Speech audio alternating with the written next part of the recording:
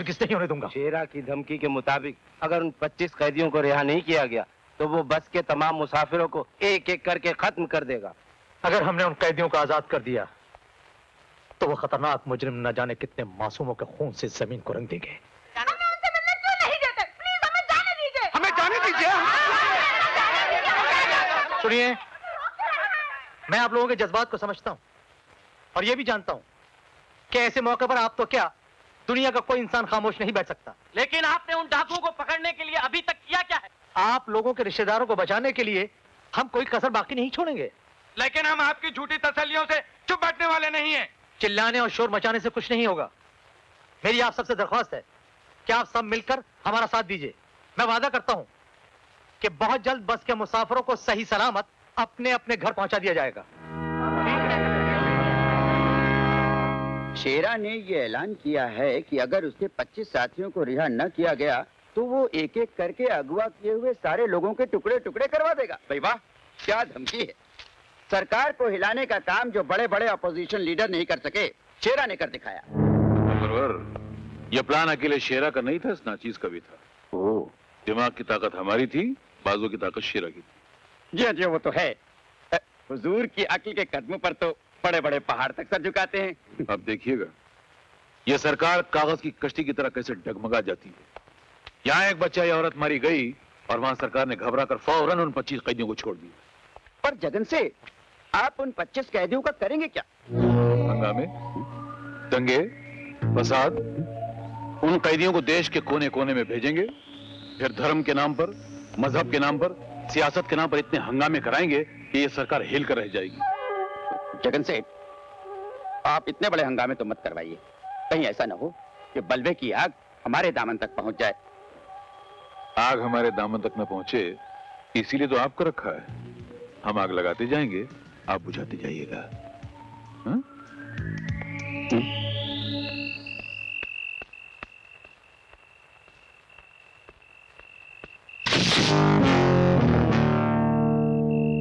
बहुत देर से मैं आपका इंतजार कर रही हूँ। आप मेरा इंतजार कर रही थी? कहिए क्या बात है। बैठिए, बताती हूँ। बैठूं? डरिए मत, मैं आपको कहीं भगा कर नहीं ले जाऊंगी। जी हम डरते तो कभी किसी से नहीं। लीजिए बैठ गए, बताइए जाना कहाँ है?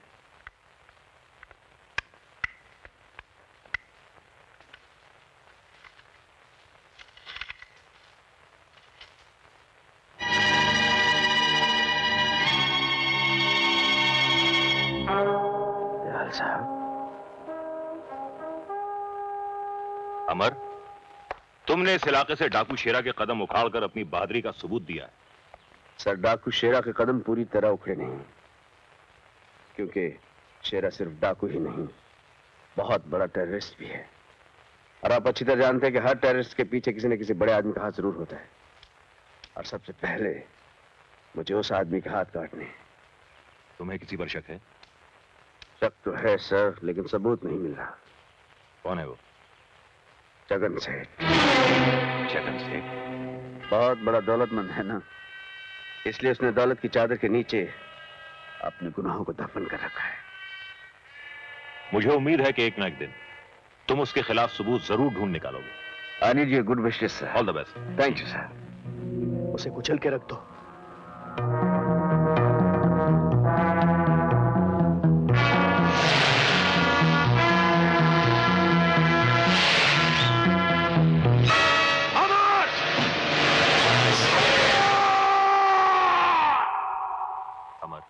जी।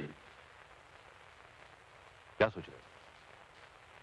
जी, सोच रहा हूं मेरी जान बचाने के लिए आपने अपने पैर गंवा दिए और सच्चाई के रास्ते पर चलते हुए मैंने अपनी वर्दी गंवा दी। नतीजा क्या निकला? कुछ भी नहीं। जुल्म भी वैसे ही जिंदा है और जालिम भी वैसे ही जिंदा है। इसीलिए मैंने तुम्हें यहां बुलाया। आप हुक्म कीजिए, आपके लिए मेरी जान हाजिर है। अमर, मेरी पोती। जी दयाल साहब, क्या कह रहे हैं? क्या हुआ आपकी पोती को? मैं बताती हूँ अमर साहब। सीमा अपनी एक सहेली की शादी अटेंड करने बस में बेंगलोर जा रही थी। अचानक रास्ते में डाकुओं ने हमला किया और बस में बैठे हुए तमाम लोगों को अगवा करके ले गए। अगवा कर लिया? किसने? शेरा ने। शेरा डाकू? हाँ बेटा, तुम तो जानते हो कि उससे मेरी पुरानी दुश्मनी है। अगर उसे यह पता चला कि सीमा मेरी पोती है तो पता नहीं वो उसके साथ क्या सुलूक करेगा। बेटा, ये बूढ़ा हाथ जोड़कर तुमसे अपनी पोती की जिंदगी की भीख मांगता है। दयाल साहब, ये क्या कर रहे हैं आप? आप क्यों शर्मिंदा कर रहे हैं मुझे? आपने तो मुझे औलाद से भी ज्यादा प्यार दिया है। मुझे पढ़ाया लिखाया, पुलिस की वर्दी दिलवाई, और उस दिन अपनी जान पर खेलकर मुझे नई जिंदगी दी आपने। मेरा तो हर सांस आपका कर्जदार है। आप हुक्म दीजिए दयाल साहब, मैं अपनी जान पर खेलकर भी सीमा को उन दरिंदों के चुंगल से बचा कर लाऊंगा। आप मुझ पर भरोसा रखिए दयाल साहब। हाँ, मैं जाऊंगा, जरूर जाऊंगा।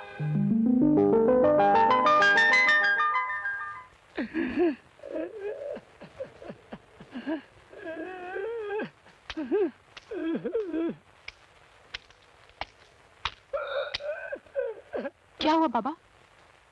बच्चों की याद आ गई है बेटी। न जाने वो लोग किस हाल में होंगे।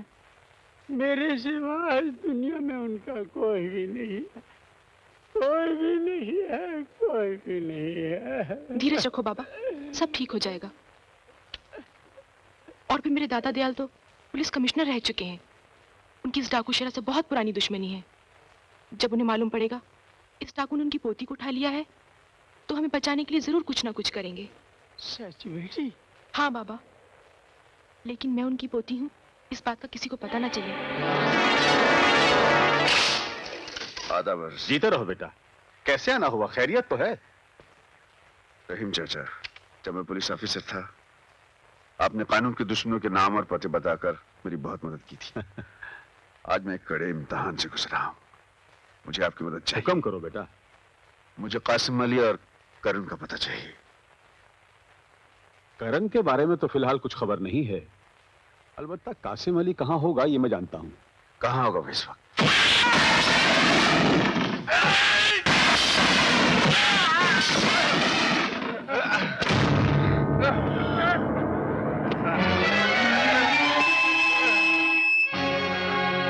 क्यों बे मुंगी लाल, लल्लू चंद, बेईमान चंद, फकीर लाल।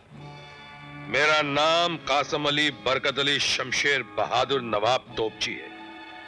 जब मैं मिलिट्री में था तो इन हाथों से इतनी गोलियां चला चुका हूं कि बंदूक से निकली हुई गोली अगर मेरे हाथों की पकड़ में आ जाए तो अंदर ही फड़फड़ा कर दम तोड़ देगी, साले बाहर नहीं निकलेगी। इसीलिए कहता हूं कि दोबारा कभी भी कासिम अली बरकत अली के साथ चीटिंग करने की कोशिश मत करना, ना ही आस्तीन से पत्ते निकालने की कोशिश करना, वरना जब तू घर लौट कर जाएगा बेटा तो ना तेरे पास हाथ रहेगा और ना ही आस्तीन। समझ गया?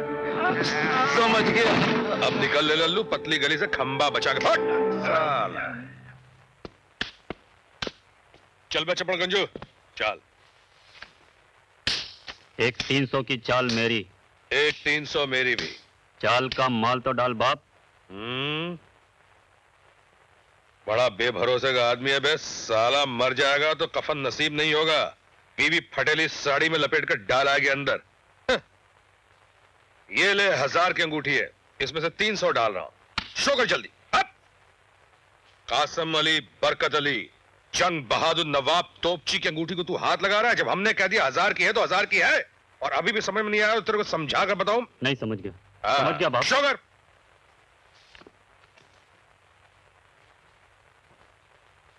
गुलाम बेगम बादशाह।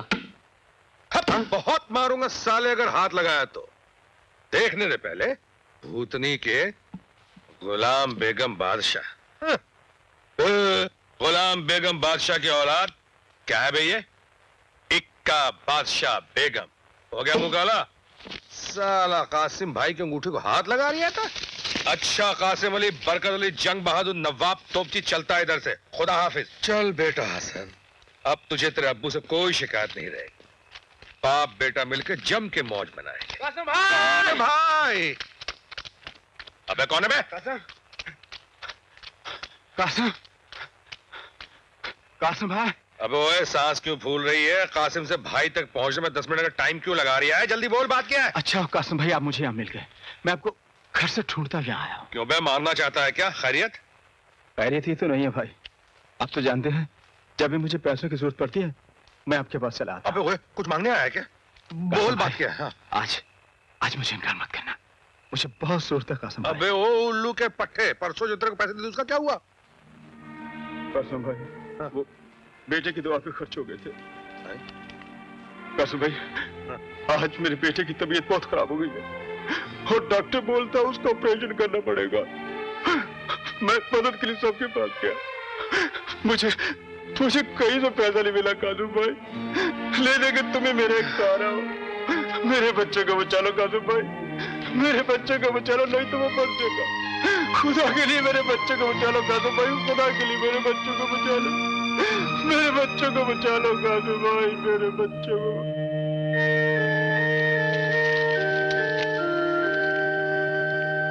बहुत बहुत शुक्रिया कासिम भाई, बहुत बहुत शुक्रिया कासिम भाई, बहुत बहुत शुक्रिया। या खुदा, यही तेरी मर्जी।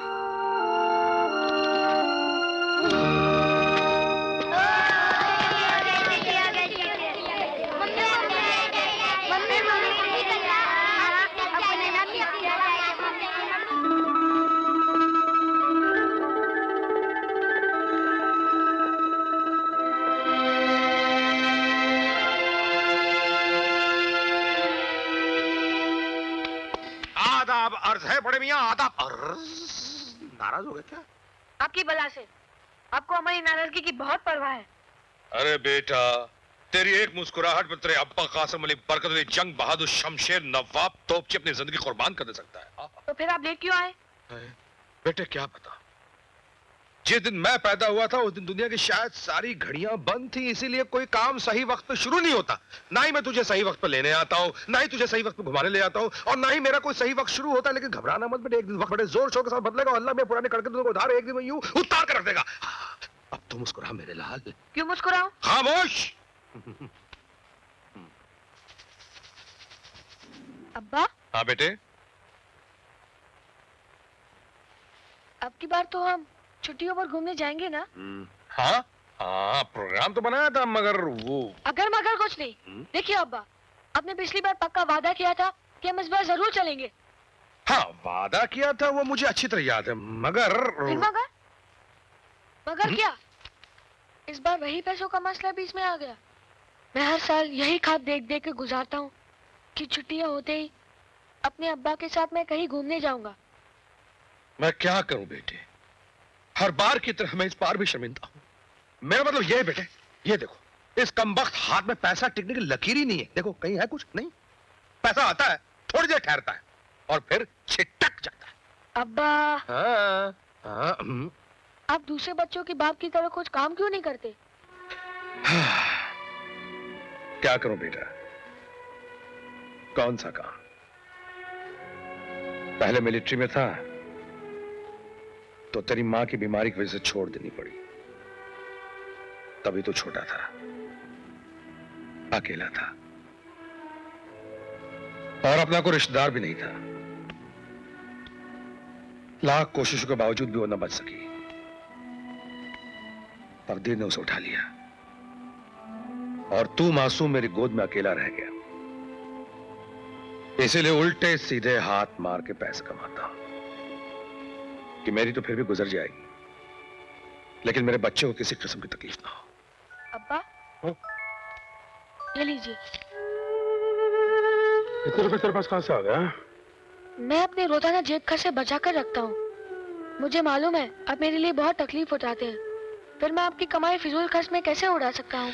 या अल्लाह, या अल्लाह, परवरदिगार अपने गुनहगार बंदे को इतना मत गिरा, उसे अपनी मासूम औलाद के आगे हाथ फैलाना पड़ा। कौन आ गया भाई? बाप बेटे के बीच इस वक्त कौन आ गया? अभी देख लेता हूं। कौन है बे? माफ करना इंस्पेक्टर साहब, खुदा की कसम मैंने कुछ नहीं किया। खुदा नहीं, अब तो आप इंस्पेक्टर रहे नहीं तो मैं खामोखा काय को भी जग गया हूं। माफ करना, मैं अपनी घबराहट वापस लेता हूं। आधा वर्ष अंकल। आधा वर्ष है। जनाब की तारीफ। अजी जितनी की जाए कम है, इसलिए कि मेरे साहबजादे हैं ना, नवाब हसन अली, शमशेर अली, मोहम्मद अली, गुलाम अली, नजाकत अली, कली मगर तोपची। हसन मियां स्कूल में पढ़ने जाते हो? Very good very good. आप एक काम करो, ये लो जाओ जाकर आइसक्रीम खाओ। जी शुक्रिया। आपको अब्बा से बात करनी है, मैं वैसे ही चला जाता हूँ। तो बड़ा खुददार है।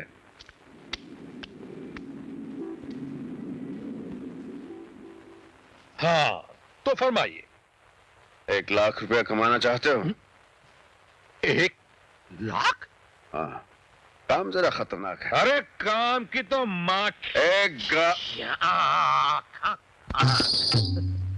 1 लाख में ज्यादा शायद उड़का सकता हूँ भाईजान। मुझे कसाई की दुकान नहीं खोलनी, कान खोलकर काम सुन लो। अरे सुनने सुनाने में कोई दम नहीं है भाईजान, कसम खुदा की कोई दम नहीं है। बोलो कब काम पे चल रहा, बोलो।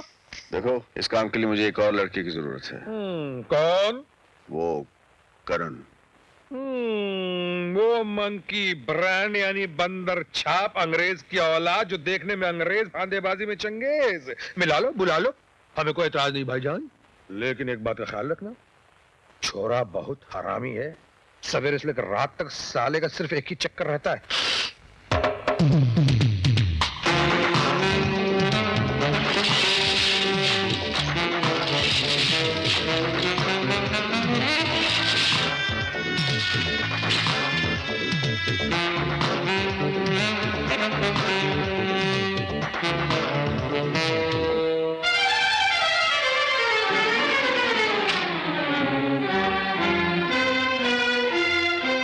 मिस मीना,